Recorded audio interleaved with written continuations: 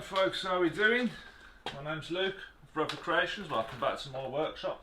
So today, in our continuation of our getting started in blacksmithing videos, we're going to be talking about forges, more specifically propane forges. In my 6 things you need to start to get blacksmithing, we talked about forges and the differences between them. We won't go over that again, so if you want to know about the difference between coal forges and propane forges, go and check out that video. What we're going to do today is going to talk about propane forges, their benefits, and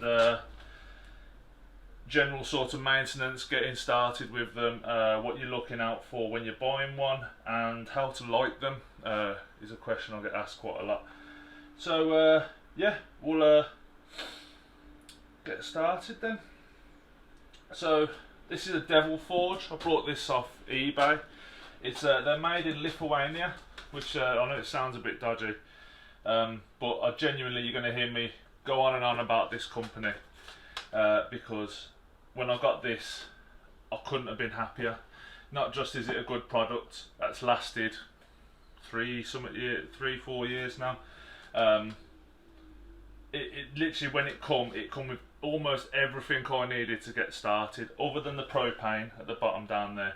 It come with absolutely everything I needed to get started, which is was just fantastic. I was worried about the refractory and stuff that you need to put on the inside, which we'll go through in a minute, and I didn't know where to get it from, and I was sort of going, what do I do? And then it come with a little baggie full of refractory, even come with a brush, even come with this little brush inside the box to help me put on the refractory. Like, fantastic. You're going to hear me rabbit on about this company, and I highly recommend getting them. I'll put a link in the description below for some of their products. They do everything from one burner forges, little 1 burner forges, to I think they're like 5 burners. I could have got the 1 burner. Most of the time I'm only ever using the one, but obviously I wanted something that's a bit more future proof in case I wanted to do some larger things. I have used all 3 in the past, especially when you want to get something up to a high temperature and stuff. But yeah, comes with absolutely everything, turned up in record time considering it was coming from Europe, and yeah, just fantastic little forges. So we'll bring it in and we'll have a closer look at it, and I'll show you how it all works, and then what you need to do when you're getting started with yours. Okay. Alright then folks, so a little bit more about the different parts of the forge, and then we'll go through how it all works. So this here is just the main body. As you can see, through the heat and stuff over the years, it's starting to corrode and stuff a bit. It still works perfectly fine, absolutely no reason to change it yet.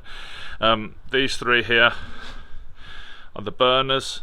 This is where the propane comes down and fires down into the forge.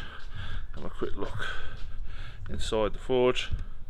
So at the bottom here, these are fire bricks. These are rated up to something like 1500 degrees Celsius, and on the sides here, so this underneath here is what's called kaol wool, and it's like a ceramic wool, which is fantastic for insulation and heat insulation, but is carcinogenic and is extremely bad for you. So what we do is we coat it in this stuff here, which is a refractory, which is like it's almost like plaster of Paris, but it's basically designed to hold up to high amounts of heat. And but yeah, so if you are got one of these forges, make sure you're coating them. Do not fire them with the kaol wool showing, because it's extremely bad for you. Like I said, it can cause cancer. It can cause a lot of complications in your lungs and stuff if you breathe in the fibres and stuff. So make sure you're coating this. If it will crack and break down, you can start to see it starting to crack and stuff there. As long as the wool's not showing, you should be fine, but obviously every now and then you're going to be wanting to just keep coating it with more refractory. You can buy it on like Amazon and eBay and stuff like that.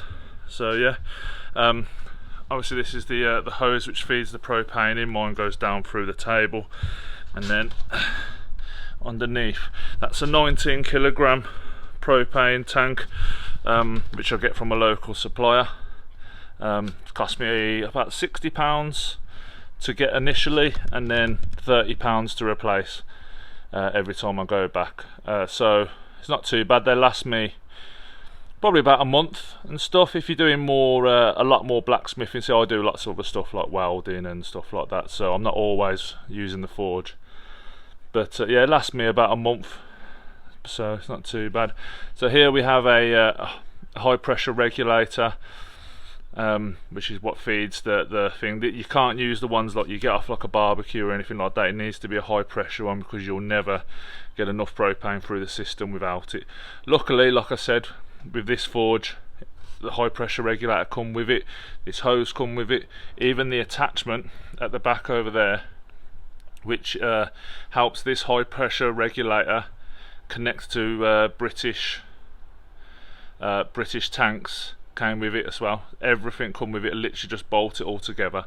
And like I said, you're going to hear me keep going on about Devil Forge and how fantastic their service is. So yeah, so those are the main parts. Like I say, you can see a little bit of the cable there and stuff like that. So yeah, let's we'll go through how to light the forge in a second. But yeah, these are the main parts. It is a very simple design, really. A lot of people can make their own. I dabbled with the idea of making my own, but in the end I was just the time and effort going into it. I think this cost me like £220 something for the whole setup, not including the propane. So yeah, I mean, when you take into account all the materials, buying the burners and stuff like that, it just wasn't worth the time, to be honest. It was like easier to just buy it, put it all together, and away I go. So yeah, if you've got the money, like I said, they do smaller 1 burner, 2 burner forges if you need to. If you don't want the whole 3 burners, like I said, they do 4 and 5 as well if you want longer ones. So yeah, right, should we show you how to light it then? Right then, so when we're about to turn this on, so obviously what we need to do is start the propane flow into the forge itself, and we do this by turning this, which opens it up into the regulator, and then we turn this and we watch our pressure valve here. We'll show you that in a second. So what will happen is the propane will flow through the tubing up into the burners. So this is the main burner, this is burner 1 here. So this is the one I normally use. So it will flow, these are like cut off switches here, so I can cut off the propane flow to burner 2 and 3 if I just wanted to just use burner 1, which is normally what I do, especially when you're just doing like smaller pieces and stuff like that. So if I wanted to open up, I'll just push them down and that'll send propane to all 3 burners then. But for now we'll leave them up. Okay, so what happens is the propane flows up, goes through the pipe and down into the tubing, and then obviously comes out the burner inside. So what we need is oxygen. Okay, so if we light it, in fact what we'll do is we'll light it and show you what happens when there's no oxygen. So what we're doing is we're just going to open that up. You see this gauge here? What we're going to do is we're going to tighten this nozzle until it reads 0.1.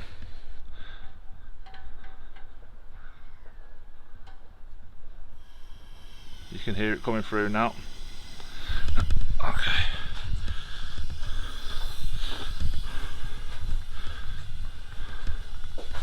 I'll just use a matte gas torch. Okay.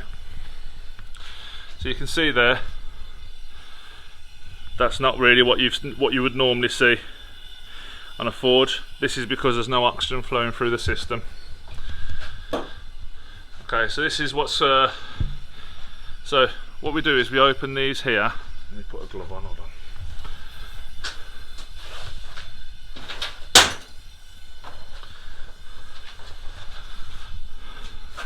What we do is you can still see all the flame just coming out. What we do is we open these here. So this is just you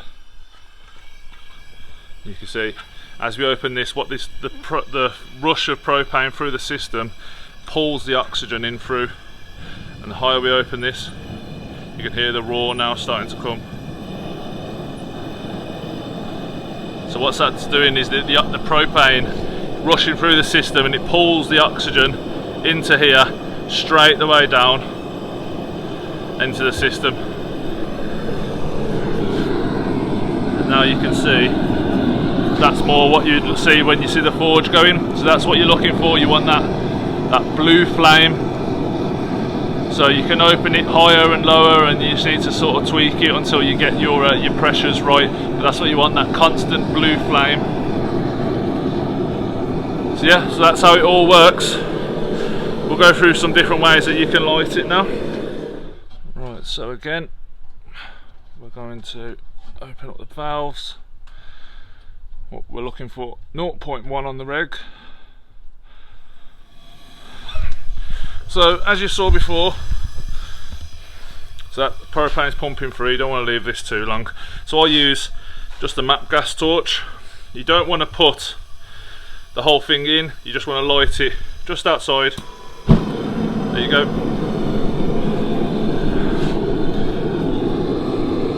So this is what we're saying in the last video. They are quite loud, so you need to speak to your neighbours and make sure they're going to be okay with it. But these run far cleaner. As you can see, there's no smoke billowing out, there's no nothing. That's it, it'll heat your metal up, run really clean. So other ways you can light it, I used to light it with just like a barbecue lighter to start with. They cost about £1 from the pound shop. Nice easy way, just remember, don't stick the whole lighter inside the forge. The propane starts coming out, and you just hold it outside and then you light it from there.